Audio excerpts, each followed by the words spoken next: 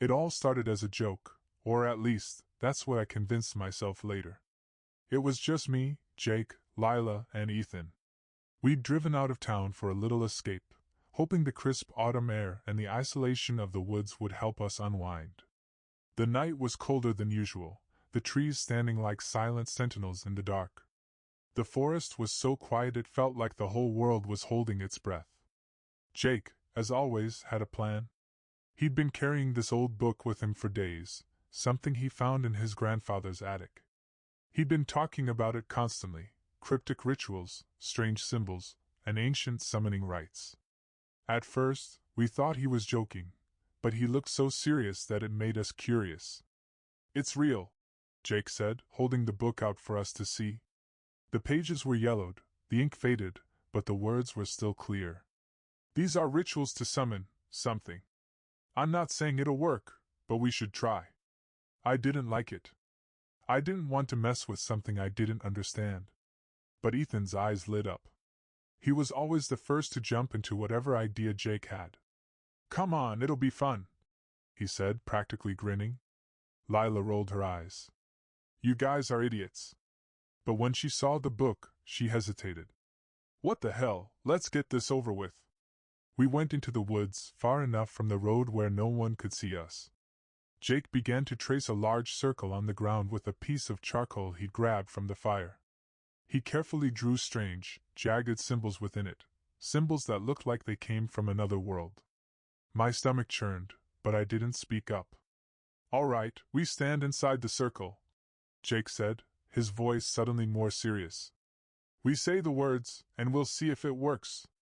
Simple. I didn't feel like it was simple. The air around us had started to feel heavy, the silence thicker than usual. But we stood in the circle. Ethan gave me an encouraging smile, but it didn't help. I could feel my heart thudding in my chest. Jake started chanting, his voice low and steady. Lila joined in reluctantly, and Ethan followed without hesitation. I felt a cold shiver run down my spine, and for a split second, I almost backed out. But I couldn't. The words came from my mouth before I could even stop them. The temperature dropped, and the fire behind us flickered violently, casting strange, erratic shadows. The wind picked up, howling through the trees. Everything felt wrong. And then came the growl. At first, it was so faint that I thought it was just the wind. But it grew louder, low and guttural, like it came from deep within the earth. My breath caught in my throat. "What the hell?" Jake whispered, suddenly sounding scared.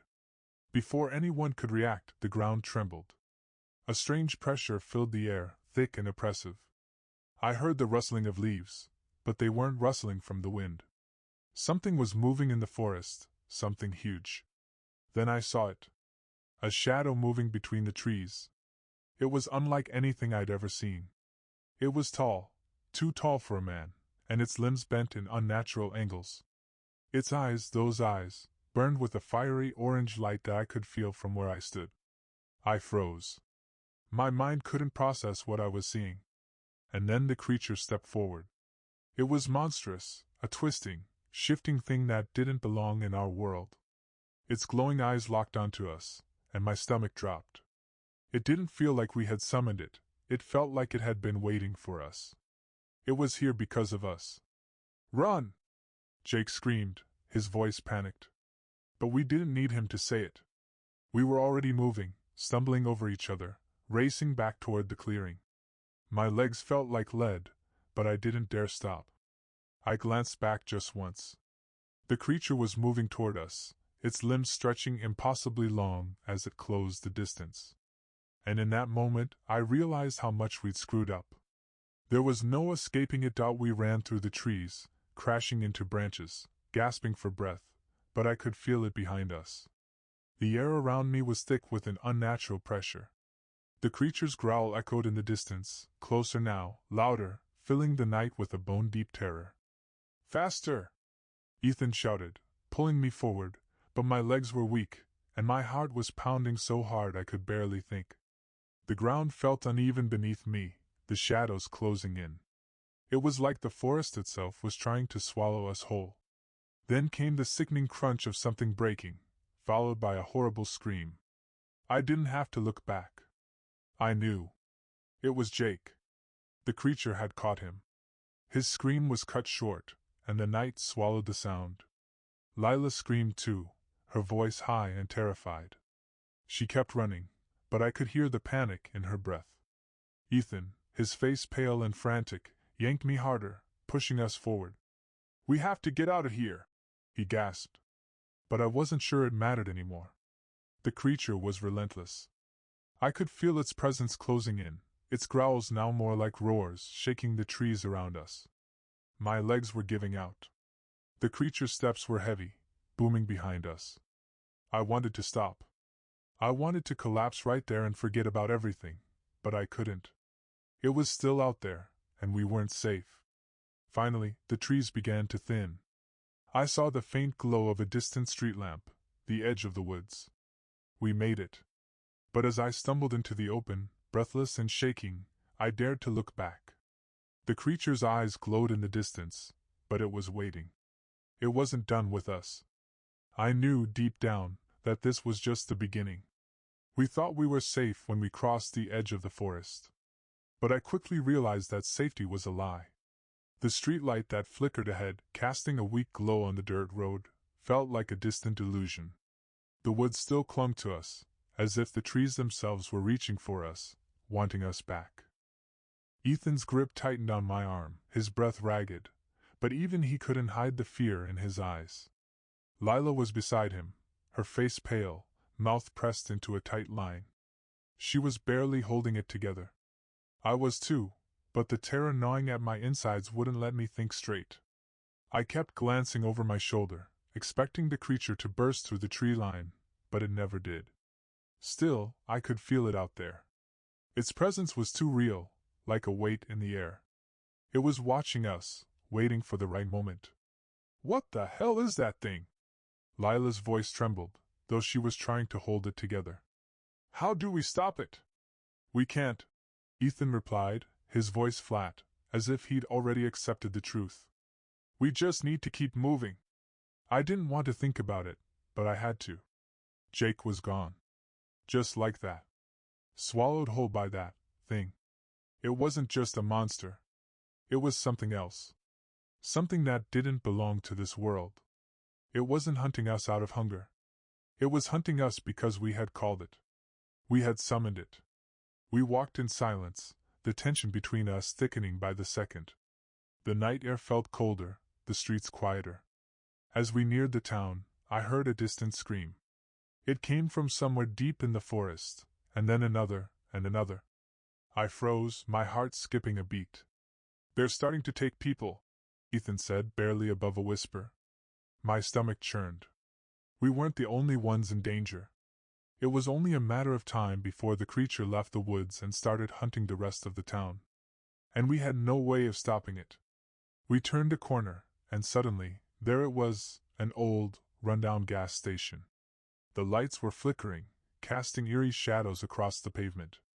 The parking lot was empty, save for a few abandoned cars, their windows cracked and covered in grime. It was a place I hadn't even thought of in years. "We need to find shelter," I said. "We can't just keep running. We need to think." Ethan nodded, but his eyes were dark with fear. We all knew it was too late for that. The creature was already out there, and it wasn't going to stop until it had finished what it started. We took shelter in the small station, barricading the door with whatever we could find, empty barrels, old pallets, anything to slow the thing down. The fluorescent lights buzzed overhead, flickering like they were trying to tell us something we didn't want to hear. "Jake's gone," Lila said quietly, her voice cracking. "He's gone because of us." I didn't have an answer for that. We couldn't undo what we'd done.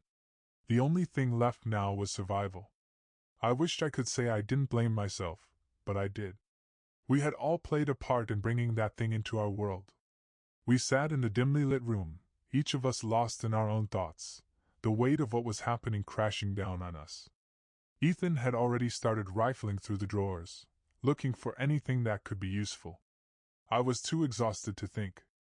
I wanted to sleep, but I knew the moment I closed my eyes, the creature would come for us.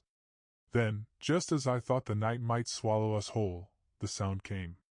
It was faint at first, like a whisper on the wind. But then it grew louder, scratching, like claws against metal. The door shuddered under the weight of it. I jumped to my feet, panic clawing at my throat.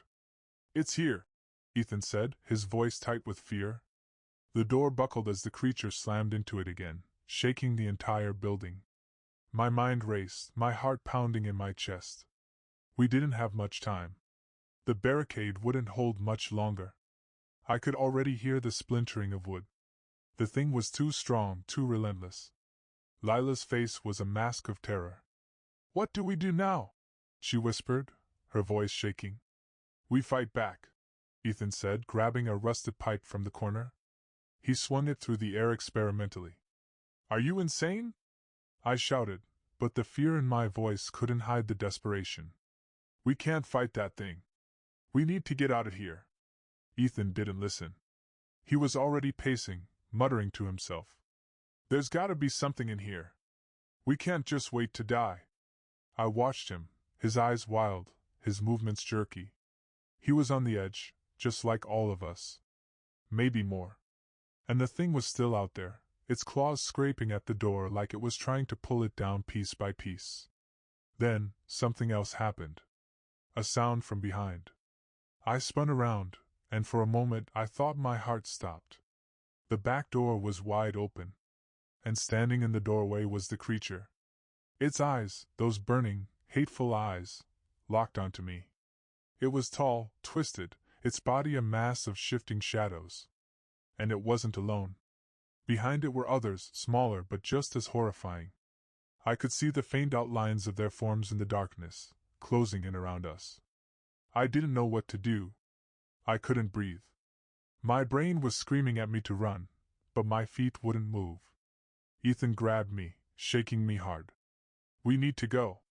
Now!" But it was too late.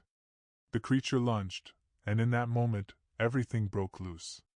The creature's claws swiped through the air, and Lila screamed. She wasn't fast enough. One moment she was standing there, and the next, she was gone, pulled into the dark, her scream cutting off as if she'd never existed. Ethan and I were the last ones standing. But I knew it wouldn't be long before we joined her.